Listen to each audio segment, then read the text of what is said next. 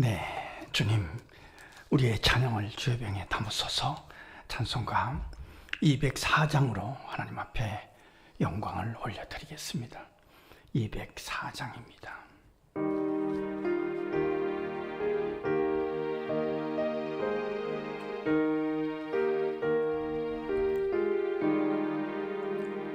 주의 말씀 듣고서 준행하는 자는 반석 위에 터놨고 집을 지음 같아.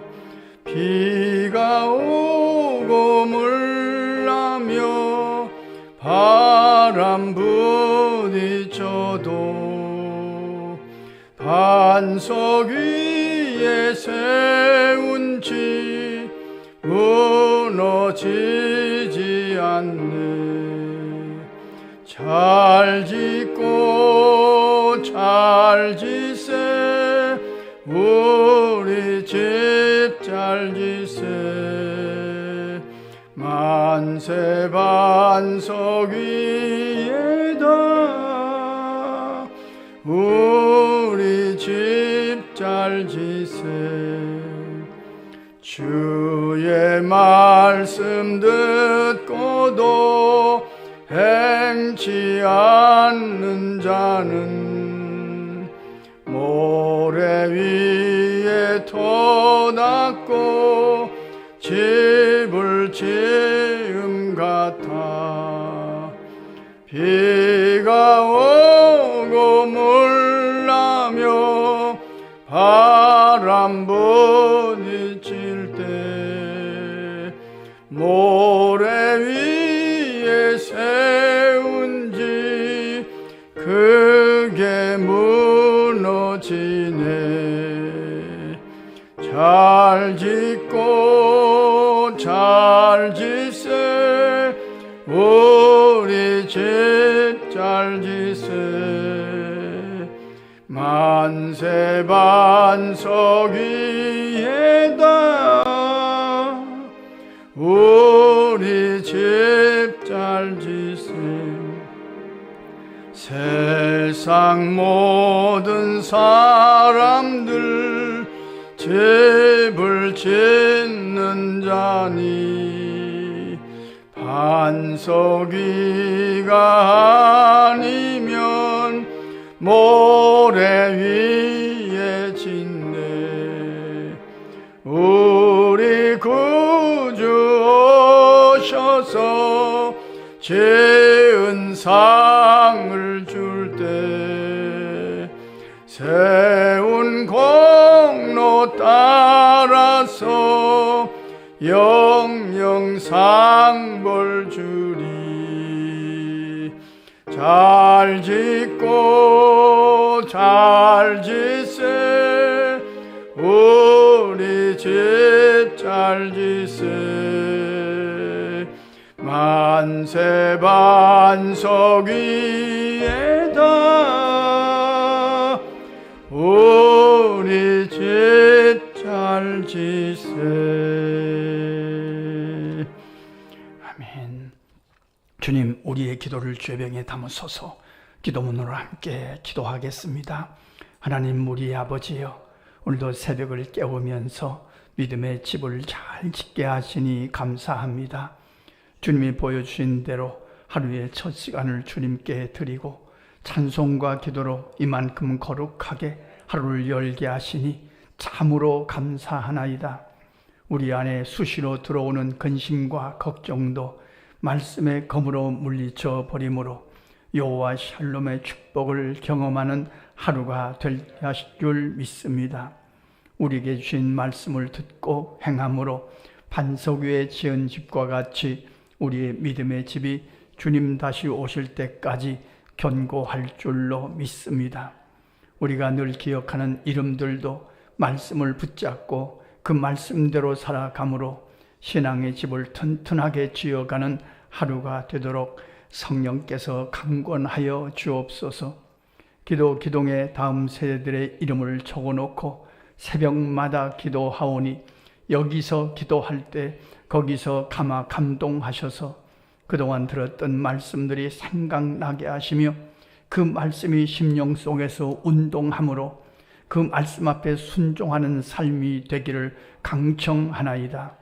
오늘도 일용할 지혜를 부어주셔서 허탄한 것에 마음을 뺏기지 않게 하시며 꼭 해야 할 일에 성실을 다함으로 어제보다 좋은 오늘을 만들어 가게 하시며 내일은 반가움이 더 가득한 삶이 되게 하옵소서.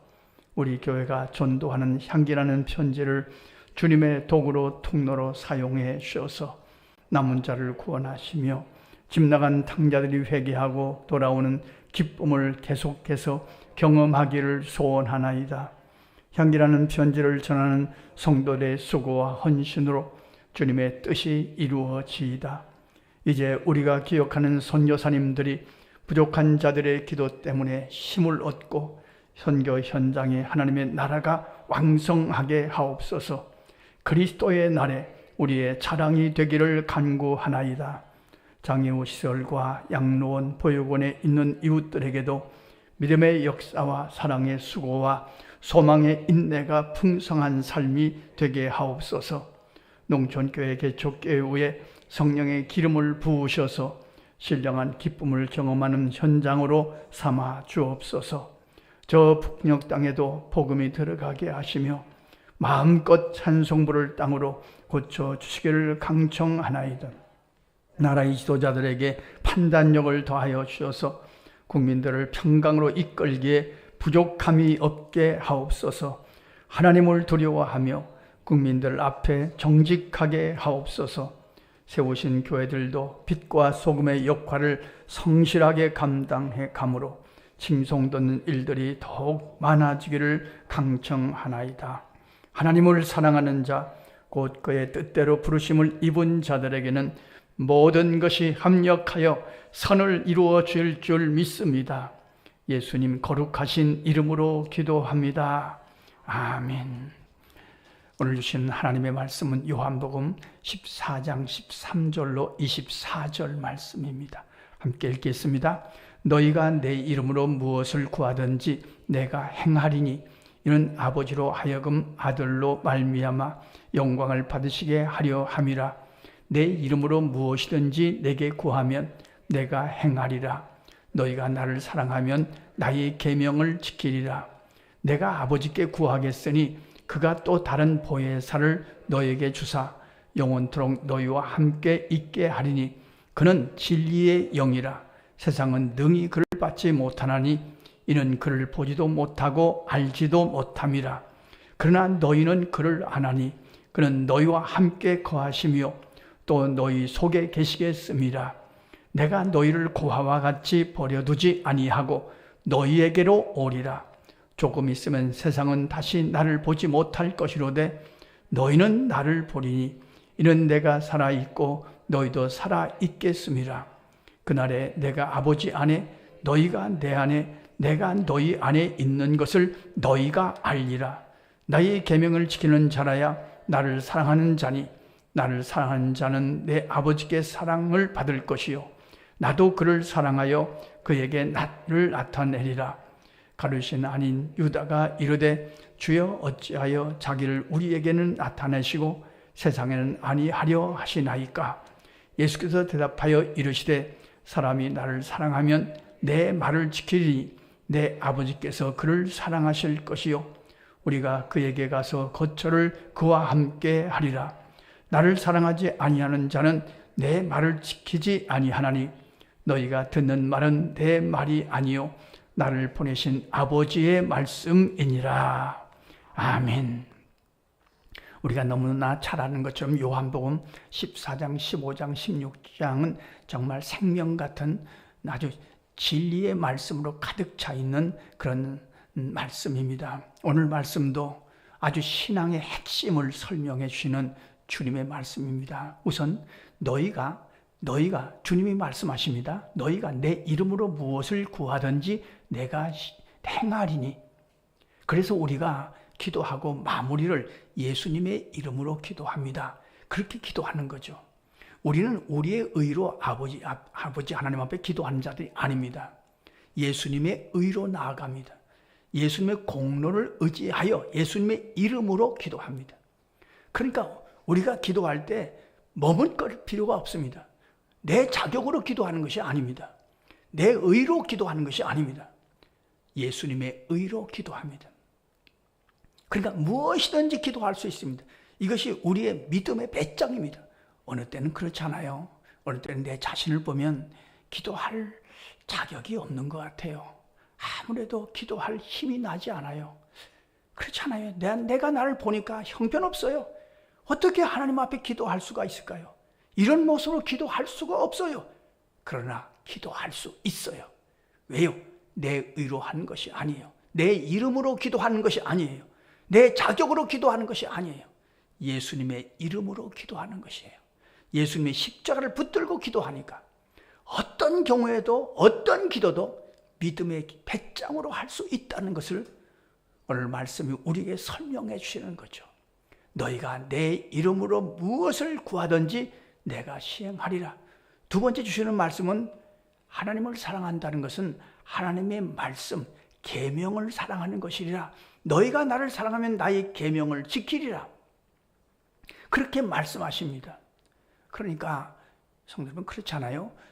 자녀들이 부모님에게 효도하는 방법은 부모님의 말씀을 잘 듣고 그 말씀대로 행하는 거 아니겠습니까? 그게 효도 아니겠습니까?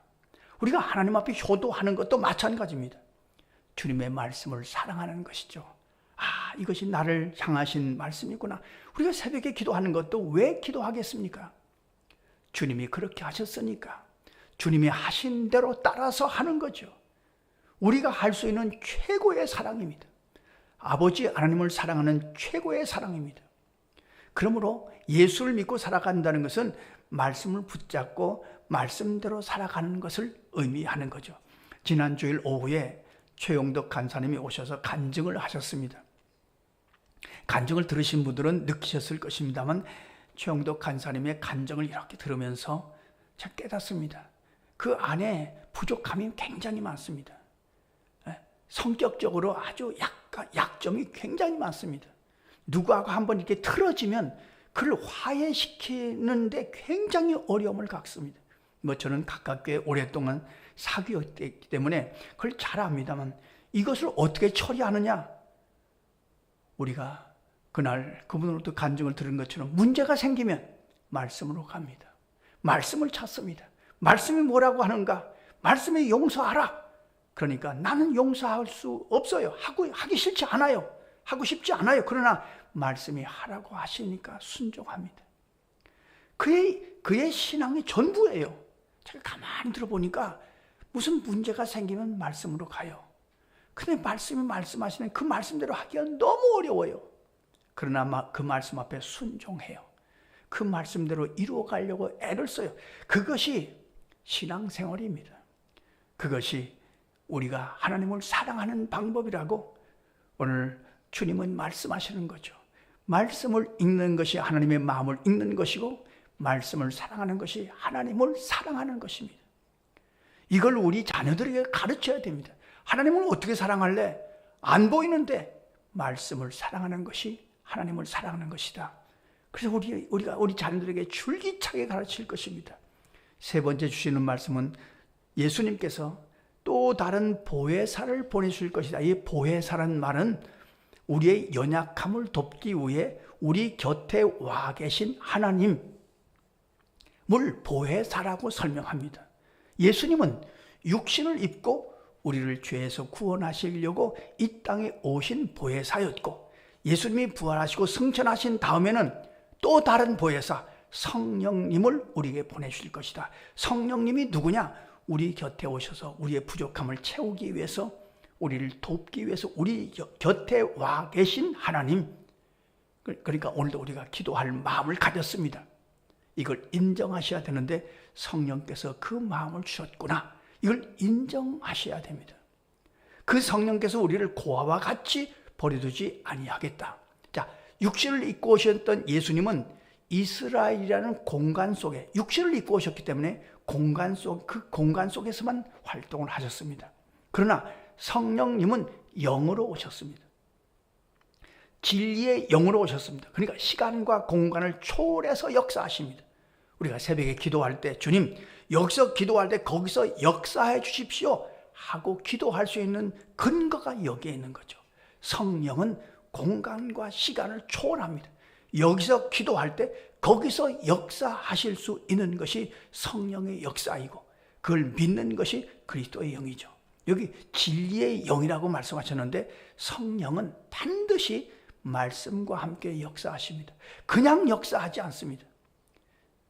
성령과 말씀은 뗄래야 뗄 수가 없습니다. 성령이 우리 가운데 임재하시면 우리가 말씀을 사랑하게 됩니다. 사람도 우리의 육신도 그렇잖아요. 건강하면 입맛이 좋습니다. 밥맛이 좋습니다. 우리의 신앙도 마찬가지입니다. 우리의 신앙이 건강하면 말씀에 대한 입맛이 좋습니다. 말씀이 반갑습니다. 말씀을 읽는 것이 즐겁습니다. 그런데 문제가 생기면 말씀에 대한 관심이 자꾸 시들어져 버립니다. 말씀에 대한 입맛이 좋아지지 않습니다. 우리의 신앙을 점검할 때 말씀에 대한 입맛으로 점검하면 틀림없는 거죠. 오늘 우리의 기도의 제목입니다. 주님, 일평생 말씀을 사랑하며 말씀을 준행함으로 우리가 부른 찬송처럼 믿음의 집을 잘 지어가게 하시옵소서. 오늘도 벽돌 하나 얻는 겁니다.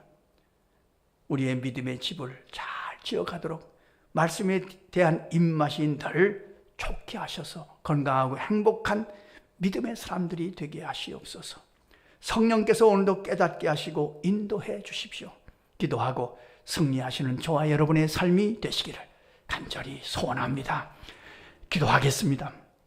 하나님 우리 아버지, 오늘도 말씀을 사랑하게 하심을 감사합니다. 말씀을 읽게 하심을 감사합니다. 말씀에 대한 입맛이 좋아서 말씀을 즐거워하게 하심을 감사합니다. 말씀을 사랑하는 것이 하나님을 사랑하는 것임을 믿고 오늘도 성령께서 감동하셔서 이 말씀을 붙들고 기도하고 이 말씀대로 이루어지는 오늘 하루의 삶이 되게 하여 주옵소서. 우리의 부족함을 채우기 위해서 우리 곁에 와 계신 성령이여, 오늘도 기도할 마음을 주셨으니 기도할 말도 생각나게 하시고 우리의 기도에 날개도 달아주셔서 우리의 기도가 거기 잠자리에 도착하는 주님의 손길로 사용해 주옵소서. 예수님의 이름으로 기도하옵나이다. 아멘. 주님 가르쳐 주신 기도입니다. 하늘에 계신 우리 아버지, 아버지의 이름을 거룩하게 하시며 아버지의 나라가 오게 하시며 아버지의 뜻이 하늘에서와 같이 땅에서도 이루어지게 하소서.